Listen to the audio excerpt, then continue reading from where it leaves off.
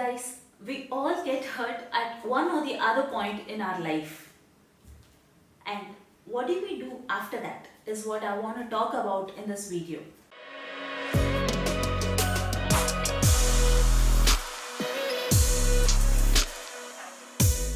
Sometimes we get hurt by our friends, relatives, and our close ones. The hurt is also through external parameters that we cannot control. Like knowingly or unknowingly, we get hurt. And it's not the solution for all your problems. How do we react to hurt is the main thing that we would have to understand. I personally cry whenever I get hurt. Because if I cry, I feel that all my emotions are went out and that's how I feel stable.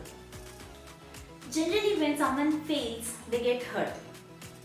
And what do we do after a failure? Most of us at least tend to quit. Because we are most accustomed with a 9 to 5 job and we think that's the comfortable way of living. And if we go for something better than that, or if we have to start our own business or do anything else, there is a risk factor involved. But don't you think risks are a vital part of life? We do have to risk at one or the other point. Now for a newborn, after a few months of the birth, walking is a risk. For a student, learning is a risk. And for someone who is newly married, understanding your partner is a risk. I'm not asking you to blindly go ahead and take risks here, but try to take calculated risks in life. Consider you are someone who is doing a job you're absolutely not interested in. Would you mind to quit? No, obviously no, because you don't have any other option. That's the only way you can earn your living. And you are also someone who is keen about dancing. Now just sit back. Think which is a better option to you. Just try to list down what will happen if you quit your job. What is the other options that is left with you? Actually interested in dancing and making it a career in your life, sit back. Think about how long would it take for you to do that and what are the pros and cons of it. Like would you really succeed or would there be really some big barriers that would stop you from doing it?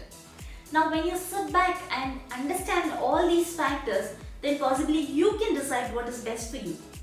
A person who has his why defined pretty well in his life is the one who knows in which direction he is leading his life.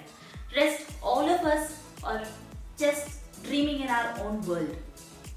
So whenever you have some doubts or problems in your life, just sit back and list down the why for whatever you want to do. Only then you can achieve whatever you want. I know it hurts being discouraged. It hurts being criticized. It hurts being looked down in life. But never use all this hurt to depress yourself more. Use this hurt to improvise yourself. Get into the next level of being. Whenever you're hurt, think about the why factor behind it and why you should do certain things to get certain things in your life.